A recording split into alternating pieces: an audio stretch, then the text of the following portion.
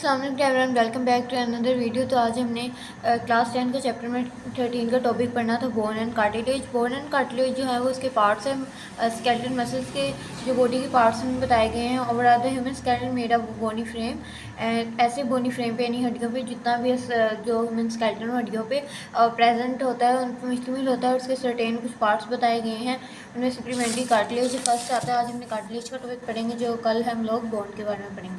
First cartilage के बारे में बताया गया है। Cartilage is a dense clear blue white from connective tissue but less strong. उन्होंने कहा है जो कार्टिलेज है वो गाढ़ा होता है, क्लियर होता है, मीन्स के शफाफ होता है। Blue white from connective tissue, blue white के एक ब्लू वाइट का मजमूआ होता है। सफ़ेद और नीले के रंगों का एक मजमूआ होता है जो कनेक्टिव टिश्यू के साथ कनेक्ट होता है। इसका जो फॉर्म होता है इन मजबूत तरीके से जो कनेक्टिव टिश्यू के साथ कनेक्ट होता है, बट लेस स्ट्रॉन्ग दैन। ये बॉन से जो है वो कम स्ट्रॉन्ग होता है। मीन्स कार्टिलेज जो होता है वो थोड़ा सॉफ्ट टाइप हड्डी होती है, और बॉन जो होती है वो हार्ड होती है। वो एक फ्रेम टाइप स्ट्रक्चर होती है, बट जो कार्टिलेज होती है वो बॉन से लेस स्ट्रॉन्ग होती है।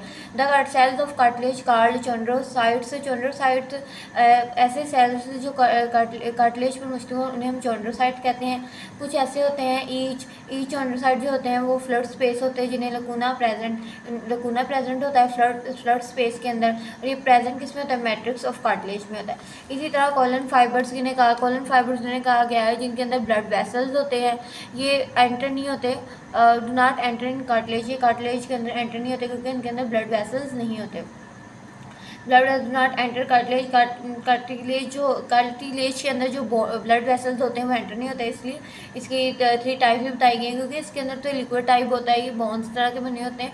ब्लड वेसल्स तो मसल्स के अंदर ट्रांसफर होते हैं, तो इस कार्टिलेज के अंदर नहीं ट्रांसफर। नेक्स्ट इसकी नीचे टाइप्स बताई गई हैं, हमने टाइप्स पढ़नी है। Hyaline cartilage is a strong yet flexible. जो हिलाइन कार्टिलेज है वो एक स्ट्रॉन्ग तरह की होती है, बट वो फ्लेक्सिबल टाइप होती है। जो इसकी टाइप है कार्टिलेज के, ये फाउंड होते हैं covering the ends of long. इसकी जो कवरिंग होती है वो इसके एंड तक होती है बोन्स के, और ये एंड तक इसकी जो कवरिंग होती है बोन्स तक, ये मीन्स के नोज कहते हैं, नाक को लैंडेक्स कहते हैं, जो ऊपर वाला नाली का हिस्सा होता है जहाँ से खुराक जो एंटर होती है, ट्रैकिया और एंड ब्रोंक्यूल ट्यूब्स वगैरह होती हैं जो हिलाइन कार्टिलेज में प्रेजेंट है। ये फ्लेक्सिबल भी होता है, कवरिंग इसकी होती है बॉन्स के साथ, और ये नोज और लैंडेक्स ट्रैकिया और ब्रोंकाइल ट्यूब्स पर मुश्तमिल होता है। इसी तरह इलास्टिक कार्टिलेज कैसे का होता है? इलास्टिक कार्टिलेज जो होता है वो सिमिलर होता है, मिलता जुलता ही होता है किससे? हिलाइन कार्टिलेज। इलास्टिक कार्टिलेज और हिलाइन कार्टिलेज जो एक दूसरे से मिलते जुलते हैं।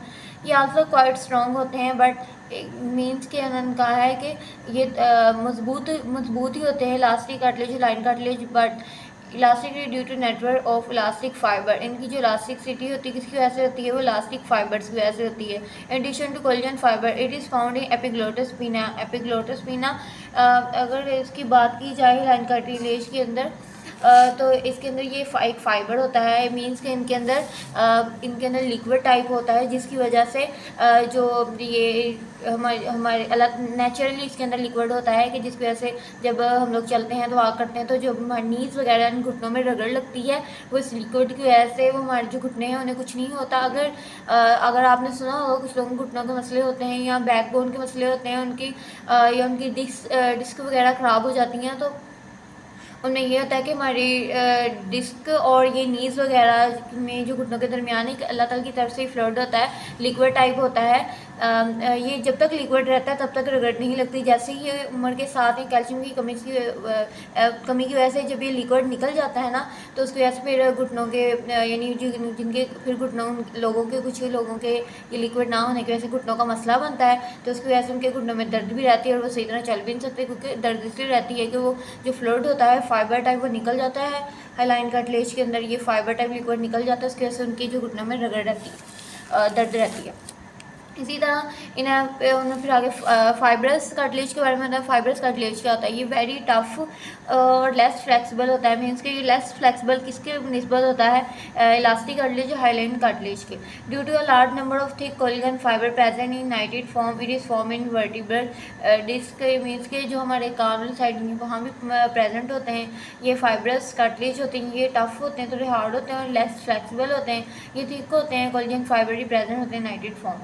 सो यस, ये था आज का हमारा लेक्चर। काफ़ी शॉर्ट सा था, कॉन्सेप्चुअली था, इजी है, आपने अच्छे से काट ली। इसके बारे में याद करूँ चॉन्ड्रोसाइट क्या होता है, कोलेजन फाइबर क्या होता है, और ये लॉन्ग में भी आता होता है right and not on cartilage. So ऐसे ये था आज का हमारा लेक्चर। और आपको मेरी वीडियो अच्छी लगी है तो मेरी वीडियो को लाइक करें, शेयर करें, की supporting, keep loving, lots of love and अल्लाह हाफिज़।